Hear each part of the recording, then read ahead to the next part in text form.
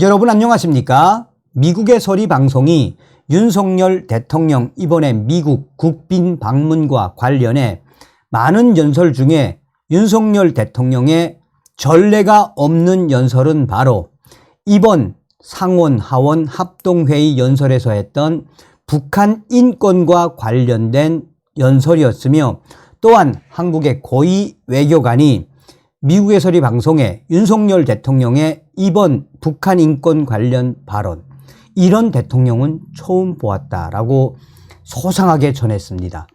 보신 분들도 계시겠습니다만 저는 윤석열 대통령이 27일 미국 상하원 합동회의 연설에서 북한 관련, 인권 관련 연설을 할 때 정말 눈물을 흘렸습니다.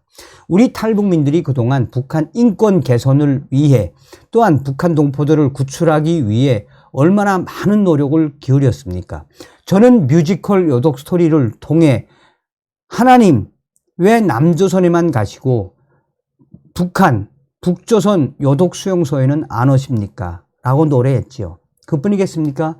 평양 마리아, 그 뮤지컬을 통해 성경책 하나 들고 북한으로 다시 갔던 그분, 결국은 순교를 하신 그분의 이야기를 노래를 했지요. 윤석열 대통령의 이번 상하원 합동회의에서 북한 인권과 관련된 이 발언, 이제 이거 아마 머지않아 김정은이가 발칵 뒤집어질 것입니다. 김정은이가 가장 싫어하는 발언을 윤석열 대통령이 미의회에서 대놓고 했으며, 또한 윤석열 대통령의 이번 연설에서 앞으로 어떻게 하겠다는 의지, 김정은에게 어떻게 하겠다는 의지까지 내비쳤습니다. 지금 현재 미국의 국회의원들도 윤석열 대통령의 이 발언이 나온 이후에 북한 인권법 개선을 위한 여러 가지 움직임들이 빨라지고 있지 않습니까? 자, 미국의 소리 방송이 뭐라고 전했느냐?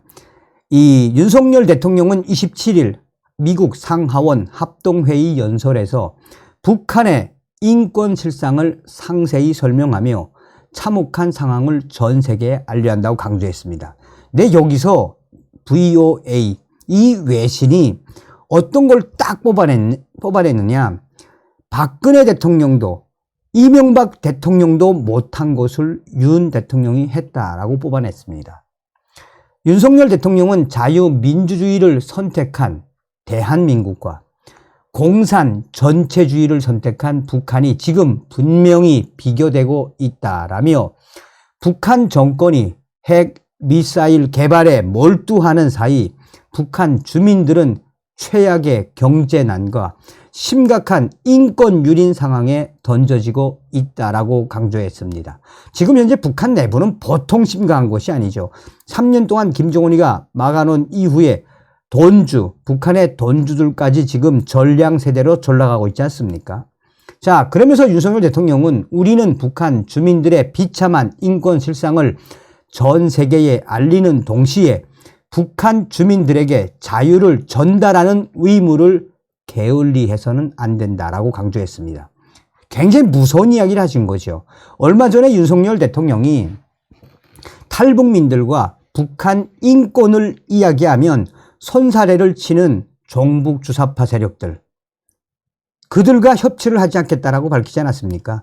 그리고 탈북민들을 북한 인권에 적절히 활용을 하고, 또한 북한 인권 문제는 단순한 인권 문제가 아니라 국가 안보와 직결되어 있다라고 했죠. 여기서 윤석열 대통령이 북한 주민들에게 자유를 전달하는 의무를 게을리해서는 안 된다. 무슨 이야기입니까? 우리 지금 탈북민들 북한으로 대대적으로 대북전단 보내려고 준비를 단단히 하고 있죠. 안 맞겠다는 얘기죠, 이제 윤석열 정부는. 자, 그러면서 윤석열 대통령은 또 한국 정부가 최근 북한 인권 보고서를 최초로 공개 발간한 사실을 언급하며, 이 보고서가 최근 5년간 북한 이탈 주민 508명의 증언을 바탕으로 세계 인권선언과 국제인권조약 등 국제적 기준을 적용해 북한 인권 유린 사례를 담고 있다고 설명했습니다. 물론 저도 인터뷰를 했습니다만, 여러분들이 기회가 되시면 윤석열 정부 들어와 이번에 새롭게 만든 북한 인권 보고서 탈북민 508명의 증언으로 만들어진 인권보고서 꼭 한번 찾아보시길 바라겠습니다. 정말 그야말로 충격적입니다. 자, 윤석열 대통령은 그러면서 코로나19 방역 지침을 어겼다는 이유로 무자비하게 총살당한 사례, 한국의 영화와 드라마를 시청하고 유포했다고 공개 처형한 사례, 성경을 소지하고 종교를 가졌다는 이유만으로 공개 총살을 당한 사례 등 이루 말할 수 없는 참혹한 일들이 발생하고 있다라고 강하게 발언을 했습니다. 윤석열 대통령은 국제사회는 이러한 북한 인권 유린의 참상을 널리 알려야 한다며 여기에 계신 위원 여러분들도 북한 주민들의 열악한 인권이 개선될 수 있도록 함께 힘써 주시길 바란다라고 당부했습니다. 자, 그러면서 미국의 소리 방송은 한국의 윤석열 대통령이 미국 위에서 이렇게 적극적으로 북한 주민들의 열악한 인권 문제를 제기하고 협력을 누구에게? 미국의 국회의원들에게 협력을 당부한 것은 전례가 없는 일이다 라고 강조하고 있습니다. 그러면서 미국의 소리 방송은 박근혜 전 대통령은 2013년 3월에 2013년 연설에서 박근혜 전 대통령은 2013년 연설에서 북한 인권을 언급하지 않은 채 한반도 신뢰 프로세서 설명에 집중했고, 이명박 전 대통령 역시 2011년 당시 연설에서 통일과 한반도 비핵화에 중점을 두었다. 박근혜 전 대통령과 이명박 전 대통령도 하지 못한 전례가 없는 발언을 윤석열 대통령이 한 것이며, 또한 2011년 행한 김대중 전 대통령 연설에서는 통일과 한반도 비핵화에 중점을 두었다라고 강조하고 있습니다. 김대중 전 대통령은 1998년 연설을 통해 남북 화해와 한반도 평화의 중요성 등을 강조했었다라며, 이에 대해 황준국 주유엔 한국 대사는 윤석열 대통령의 연설 뒤 미국의 소리 방송과의 전화 인터뷰를 통해 윤석열 대통령은 북한 인권이 보편적 우려 사안일 뿐만 아니라 한국의 안보와도 직결된 문제임을 직시했다라고 강조했습니다. 이 황준국 주유엔 한국 대사는 윤석열 대통령의 이 북한 인권 전례가 없는 발언에 대해 현실 감각이 뚜렷하시고 민주주의나 자유, 법치, 가치에 대한 확신이 누구보다 분명하게 가지고 계신 것 같습니다. 우리 역사상 이렇게 확고한 확신을 가지시고 그것을 실제 외교뿐만 아니라 다른 국가 정책에도 확실하게 적용하고 계신 대통령은 윤석열 대통령이 처음이란 생각이 듭니다 라고 말했습니다.